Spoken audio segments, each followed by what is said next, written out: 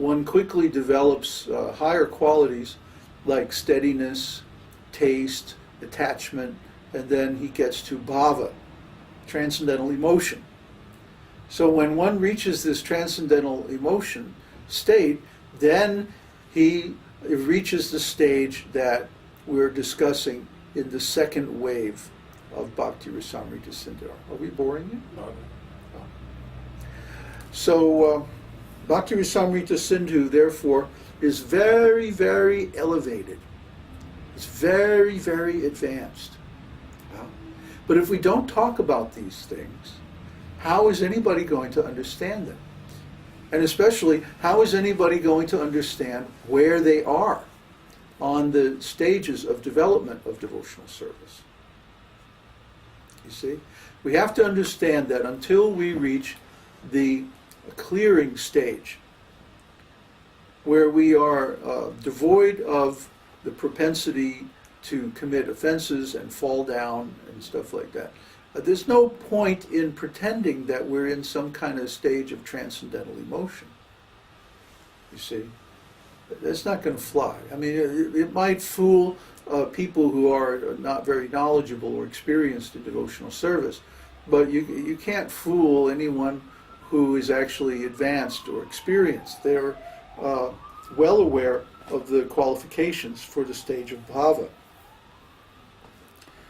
So when one reaches this stage, he develops the ability to taste rasa.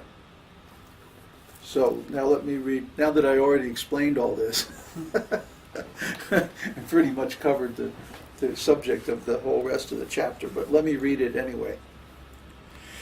The word rasa, used in Bhakti-rasāmr ta-sindhu, is understood by different persons differently, because the exact English equivalent is very difficult to find.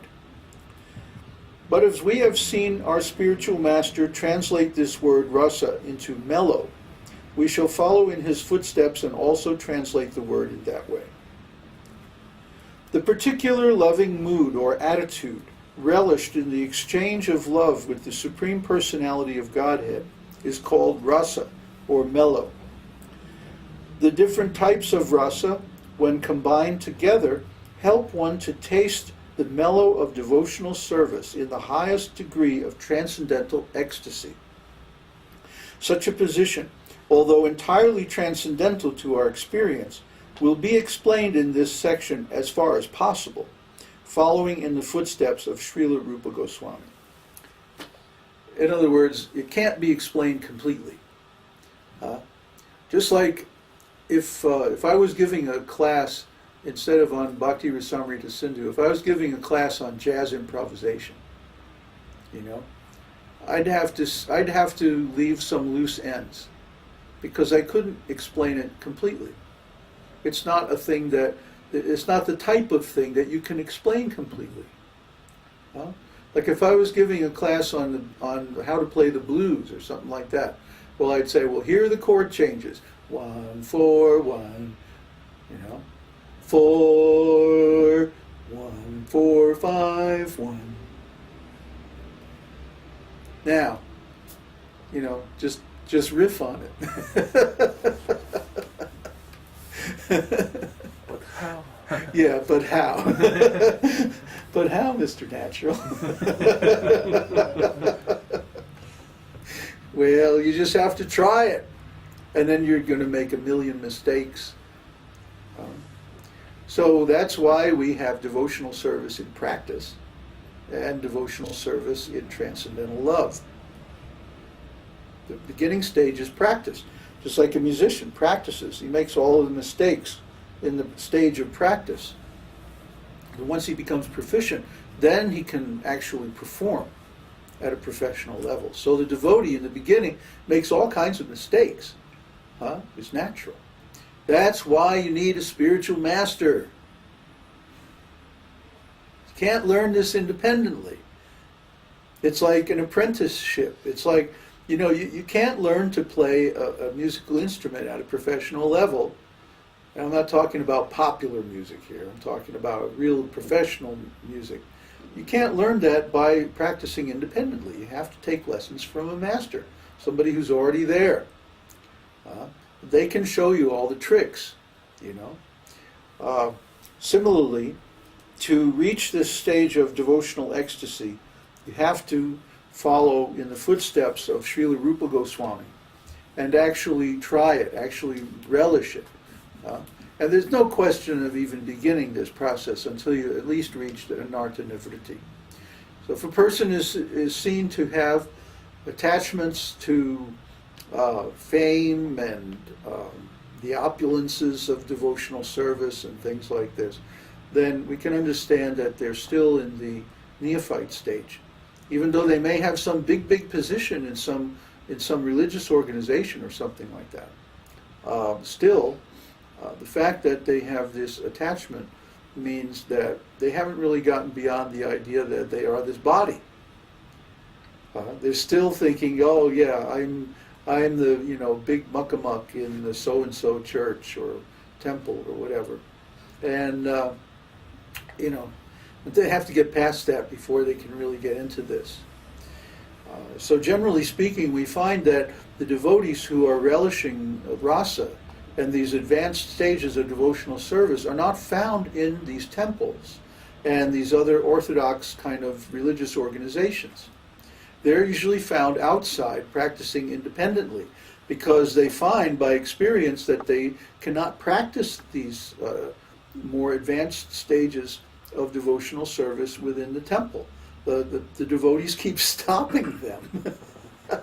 So, you can't do that. You can't think that. You can't feel that. Hey man, come on, be like us. All offensive and stuff. Yeah. No. We don't want to be like that. We're tired of being like that. Because that's just the same old material game, just played out in the context of religion. So we don't want this kind of spiritual materialism. We want to get past that and get to the real thing. So, what is the real thing? Well, Prabhupada says, without relishing some sort of mellow or loving mood in one's activities, no one can continue to perform such activities. For example, in family life. Family life is so hard. You have to work so hard to maintain the family, and taking care of children, it's like a 20-year commitment to bring up a child. It's a huge piece of work. How does anybody do it? Well, they're relishing some taste. They have some relationship, and they're enjoying that relationship, or at least in material sense, they're enjoying the idea of that relationship. And that's what keeps them going. That's what keeps them motivated. You ask anybody who's in family life, what's the most important thing to you? They'll say, my family. Because that's what keeps them going. That's what keeps them juiced up. Unfortunately, those tastes only lead, again, only to suffering. But the transcendental tastes lead to greater and greater existential ecstasy. That's what Śrīla Rūpa Gosvāmī is getting at here. Similarly, in the transcendental life of Krishna consciousness and devotional service, there must be some mellow or specific taste from the service. It's not just a general thing. I see some devotees, they say, yeah, I'm a devotee, Hare Krishna, Well, who are you a devotee of exactly? Well, Krishna and Rama and Nrsimha and Vamana, and I'm really, I really like Lord Shiva, and Brahma's pretty cool too, and then there's all these different forms, like the 24, 32 Vishnu forms with all the different paraphernalia, and then there's Ananta Shesha, and there's Garbhodakshai Vishnu, and there's all these, all these different, I'm into all of them, Narayan and everybody. No. Who specifically do you get your taste from? But they can't tell you. They're like into it all. But this is a symptom of the mood of neutrality. Well, it's written in the scriptures that so-and-so is an expansion of Godhead. So, I better worship him, the gopis were so into Krishna that one time Krishna decided to hide. He was playing a game with the gopis, you know. They were looking for him in the forest. So he decided to hide by assuming his four-armed Vishnu form. So when the gopis came across Krishna in his four-armed form, they said, "Oh, Lord Vishnu, namaste, namaste. Can you help us find Krishna?" You know, they're like not very interested in Lord Vishnu. You know, they want Krishna. They want to serve Krishna.